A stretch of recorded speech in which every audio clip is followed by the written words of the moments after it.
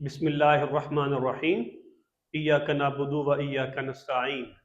अस्सलाम वालेकुम व रहमतुल्लाह। मेरे बेटे कैसे हैं आप सब? उम्मीद करता हूँ खैर व आफियत के साथ होंगे और अपने लाइफ को एंजॉय कर रहे होंगे। मैं हूँ अतीक रहमान, आपका बायो का टीचर। तो मेरे बेटे आज हम पढ़ते हैं डोमेन यूकैरिया के अंदर जो 4 किंगडम्स आते हैं, आज हमने उनको डिस्क्राइब करना है, उनको हमने आज पढ़ना है।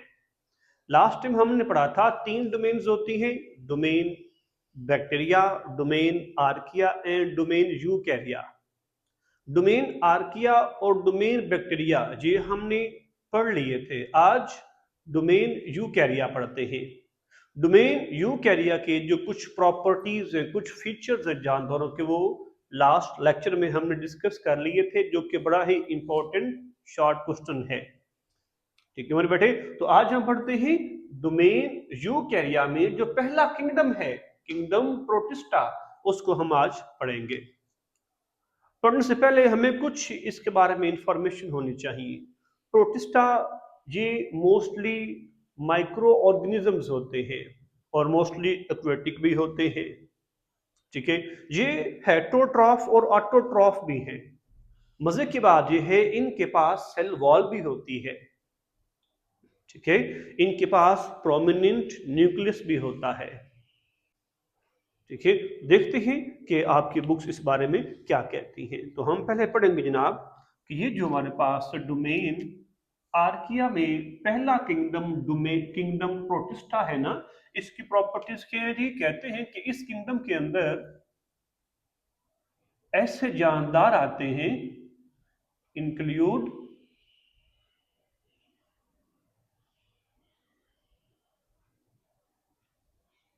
यूकैरियोट्स,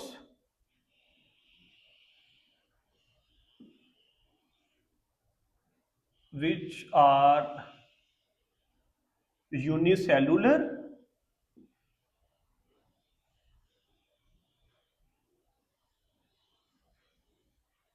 रहते कैसे हैं?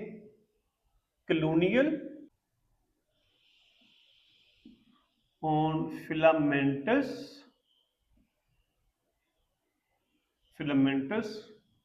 और सिंपल मल्टीसेलुलर। ठीक है, ये इसका पहला पॉइंट है इसकी फीचर के हवाले से। फिर कहा जाता है कि ये जो किंगडम, ठीक है, अब हम इनको सिंपल क्यों कह रहे हैं? अब ये सिंपल मल्टी सेलुलर हम कह रहे हैं, इसकी क्या वजह हो सकती है? इसकी वजह मेरे बेटे ये है कि दे डू नॉट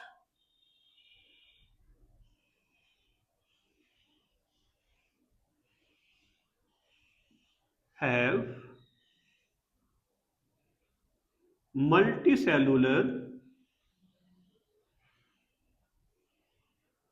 सेक्स ऑर्गन्स। इनके पास जो मल्टी सेलुलर सेक्स ऑर्गन्स होते हैं ना, ये एब्सेंट होते हैं, इसलिए हम इनको सिंपल मल्टी सेलुलर जानदारों का नाम देते हैं।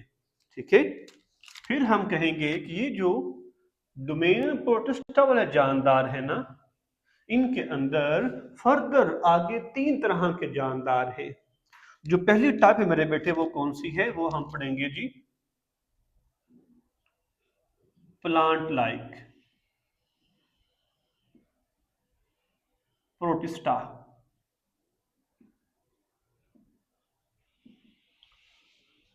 ठीक है, प्लांट लाइक प्रोटिस्टा, प्लांट तो नहीं होंगे लेकिन प्लांट की तरह के प्रोटिस्टा होंगे, मतलब उसमें सेल वॉल होगी, वो फोटोसिंथेसिस करेंगे, इसके साथ साथ उनके अंदर क्लोरोफिल मौजूद होगा। तो ये कुछ प्रोटिस्टा के अंदर कुछ प्रॉपर्टीज आएंगी जो इसको प्लांट्स के साथ रिलेट करेंगी, उसको उसके साथ मिलाएंगी, इसलिए हम इनको नाम देते हैं कि ये ऐसे प्रोटिस्टा है मेरे बेटे जो कि प्लांट लाइक है। ठीक है, तो प्लांट लाइक प्रोटिस्टा को हम क्या नाम देंगे जी? Are called LG. ठीक है, because they have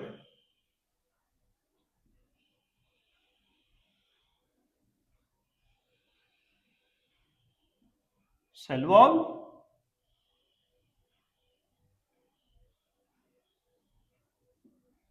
of cellulose। ठीक है, ये इसका पहला पॉइंट आ गया जी, ये इसका पहला पॉइंट आ गया। ठीक है, फिर हम पढ़ेंगे, कहते हैं कि they have chlorophyll.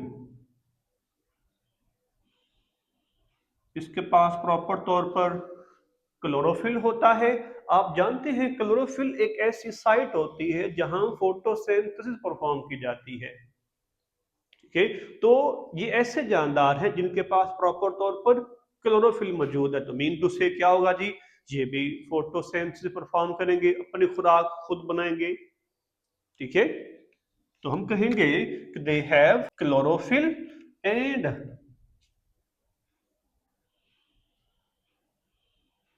Are autotroph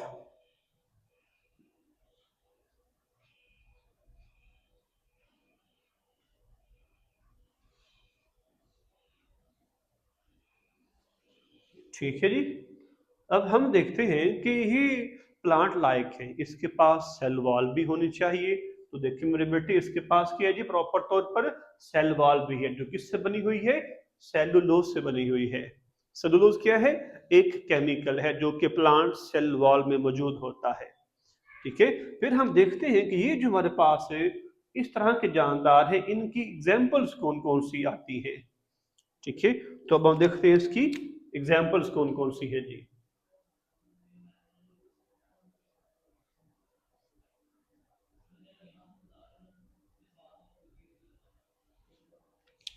ठीक है, तो इसमें एग्जाम्पल मेरे बेटे आएंगी,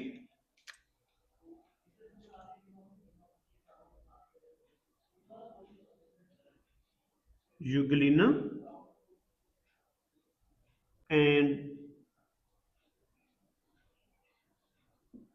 डायाटॉम्स। ठीक है, तो मेरे बच्चे ये जो इसकी एग्जाम्पल्स है ना, ये एमसीक्यूज में अक्सर का आ जाती हैं। ठीक है, तो ये आपने ना एमसीक्यूज के तौर पर भी याद करना है। ओके हो गया जी। ये कौन से हैं, प्लांट लाइक प्रोटिस्टा है। ठीक है, जो अगली एग्जाम्पल आती है हमारे बेटे, जो नेक्स्ट पॉइंट आएगा वो आता है animal like protista. Animal like protista. ठीक है, इसमें ऐसे जानदार होंगे, इसमें ऐसे प्रोटिस्ट होंगे मेरे बच्चे, जो प्लांट्स की तरह बिहेव करते हैं। प्लांट्स आप जानते हैं हेटरोट्रॉफिक है, they can not prepare their own food. इसके अंदर जो जानदार आएंगे ना मेरे बेटे, वो अपनी खुराक बनाने के काबिल नहीं होंगे। ठीक है, तो हम कहेंगे कि animal like protista are called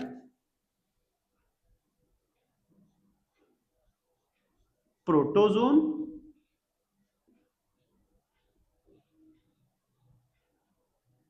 ठीक है, आर हेट्रोट्रॉफ्स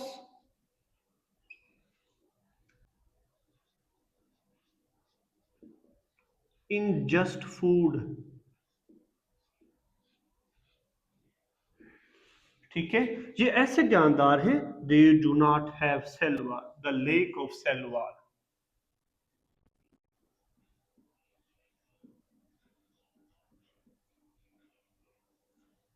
इसमें सेल वॉल भी नहीं है, ये हेट्रोट्रॉफिक है।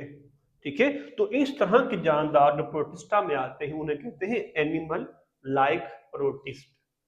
ठीक है, इसमें जो एग्जांपल्स आती हैं वो कौन कौन सी हैं जी।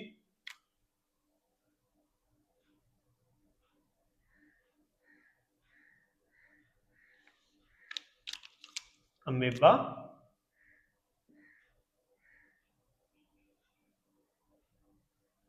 And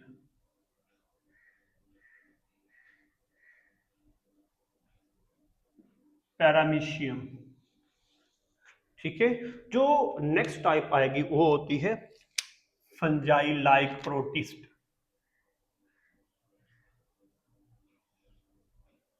fungi like protist. ठीक है मेरे बेटे। तो ये जो है ना, इसकी जो एग्जांपल हमने पढ़ी है, अमेबा है एंड पैरामीशियम है, ये भी इंपॉर्टेंट एमसीक्यूज है। ये भी अक्सर इम्तिहान में पूछ लिए जाते हैं। ठीक है, कि अमेबा या paramecium is an example of animal like protist है, प्लांट लाइक प्रोटिस्ट है, या फंजाई लाइक प्रोटिस्ट है। ठीक है, तो अब हम पढ़ते हैं जी फंजाई लाइक प्रोटिस्ट। तो हम कहेंगे कि जो फंजाई लाइक प्रोटिस्ट हैं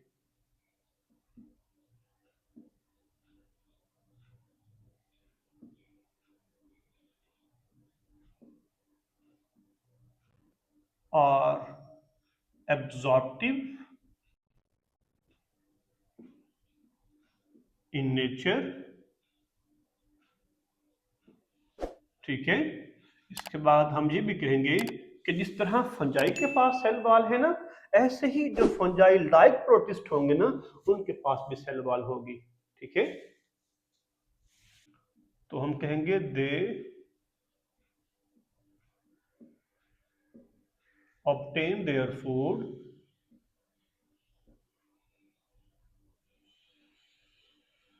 from decaying organic matter। जी अपनी खुराक डिकेइंग ऑर्गेनिक मैटर से लेते हैं। जो जानदार मर जाते हैं, जो डेड बॉडीज होती है ना, उनसे ये अपनी खुराक को इनटेक करते हैं। तो इसका मतलब ये हुआ कि जो फंजाई है ये कैसे एक्ट कर रही है, ये act as decomposers.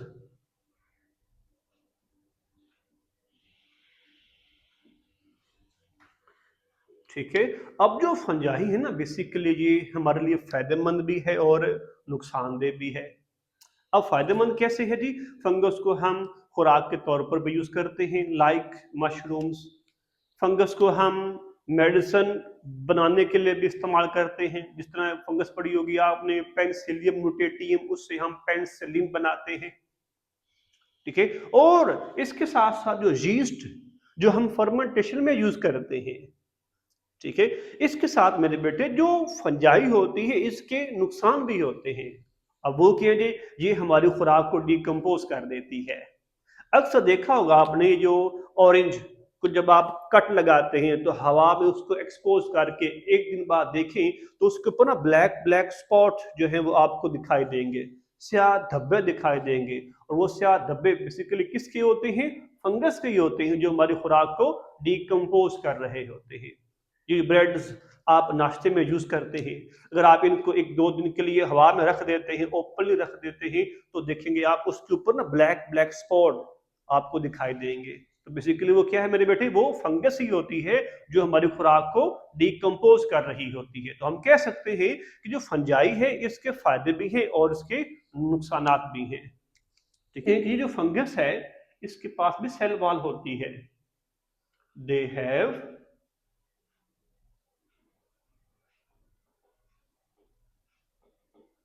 cell wall made of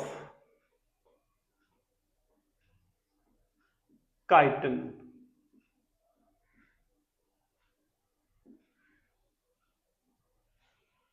देखते हैं जी कौन कौन सी हैं जी। इसकी एग्जांपल मेरे बच्चे आपकी बुक में बयान की हुई है, सलाइम मोल्ड और वाटर मोल्ड। ठीक है, ये दोनों भी आपके पास के हैं जी, ये दोनों आपके पास एमसीक्यूज में आ जाते हैं।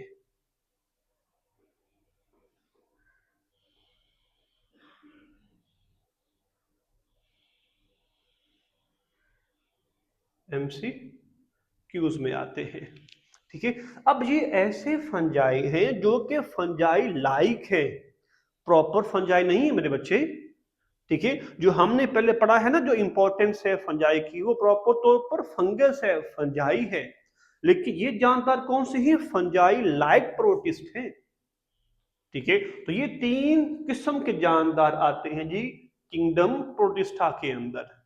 ठीक है, पहले कौन से हैं? प्लांट लाइक प्रोटिस्ट, दूसरे एनिमल लाइक प्रोटिस्ट, तीसरे कौन से हैं? Fungi like protist. ठीक है, अब हम नेक्स्ट किंगडम डिस्कस करते हैं, वो कौन सा है? उसे हम नाम देते हैं किंगडम फंजाई।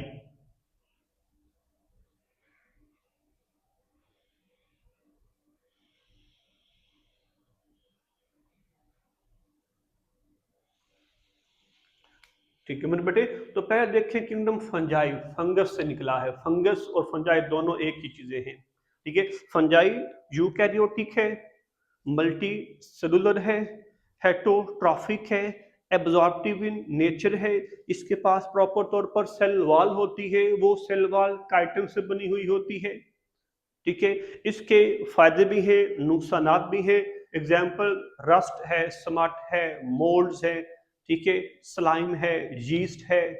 ठीक है, ये सारी एग्जाम्पल्स किसकी आती हैं? फंजाई की आती हैं। ठीक है, तो देखते हैं हम कि आपकी बुक के अंदर कौन कौन से फीचर्स बयान किए हुए हैं।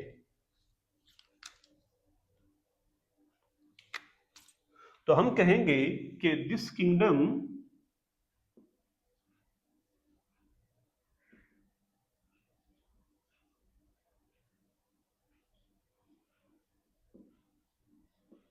Consist fungi. ठीक है, जो कि क्या है?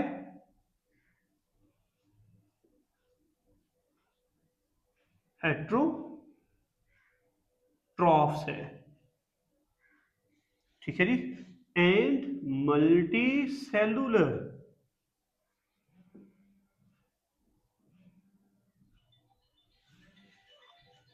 ठीक है मेरे बेटे, अब हम देखते हैं इसका मोड ऑफ न्यूट्रिशन, कि ये खुराक को कैसे इनटेक करता है।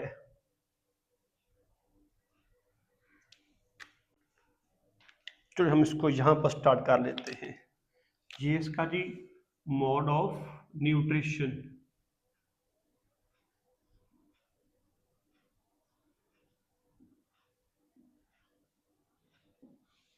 ठीक है, तो हम कहेंगे कि fungi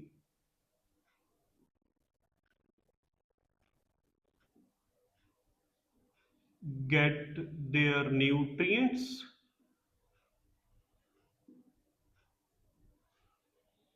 in a unique way.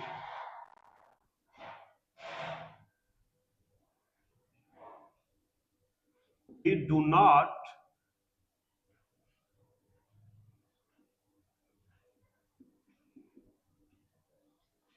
ingest food like animals.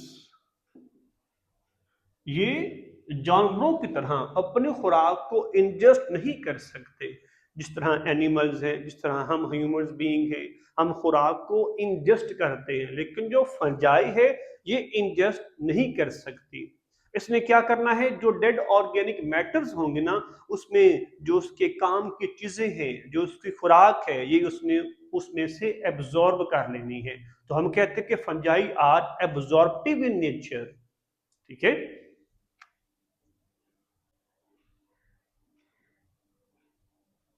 they absorb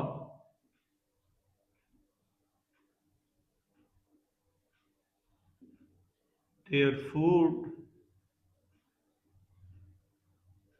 from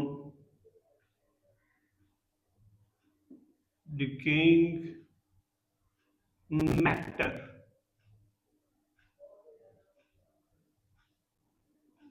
present in their surroundings.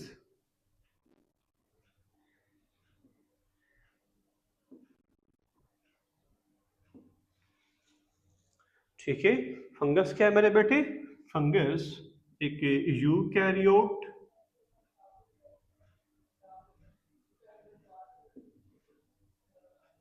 Eukaryotic and have cell wall made up of chitin.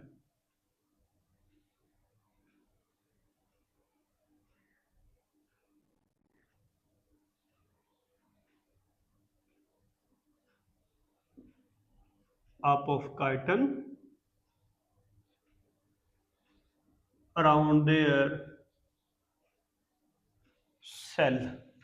ठीक है, ये इसके फीचर्स हैं, खसूसियात हैं। हमने कहा कि जो फंजाई होती हैं ये एक से ज्यादा सेल पर मुश्तमिल होती हैं। उन सेल के अंदर प्रोमिनेंट न्यूक्लियस होगा। ये क्या कहलाते हैं? मल्टी सेलुलर एंड यूकैरियोट्स कहलाते हैं। इनके सेल्स के पास प्रोमिनेंट या वाज़ेह तौर पर सेल मेम्ब्रेन भी होती है जो कि काइटिन से बनी हुई होती है। ये हेटरोट्रॉफिक होते हैं, अपनी खुराक बनाने के काबिल नहीं होते हैं, ये एब्जॉर्प्टिव इन नेचर हैं। ठीक है, जो कि डिकेइंग ऑर्गेनिक मैटर से अपनी खुराक को हासिल करते हैं। ठीक है, फिर हम देखते हैं कि जो इनकी एग्जांपल्स हैं वो कौन कौन सी बयान की हुई है। ठीक है, एग्जांपल्स मेरे बच्चे, मशरूम्स,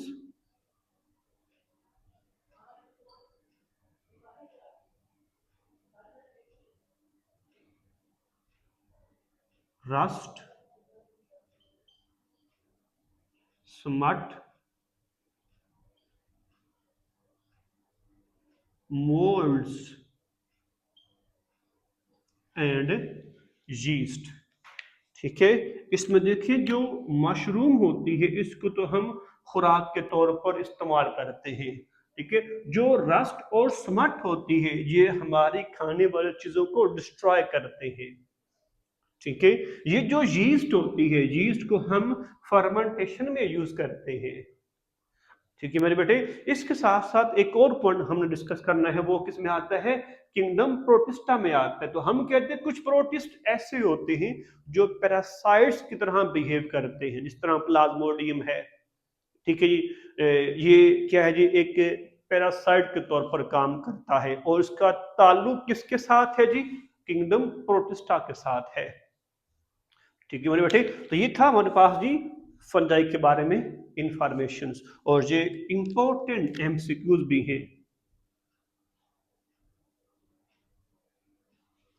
ठीक है, कि मशरूम इज एन एग्जांपल या mushroom belong to the kingdom of fungi. ठीक है, तो ये आज का टॉपिक था मेरे बेटे। Thank you, Allah Hafiz.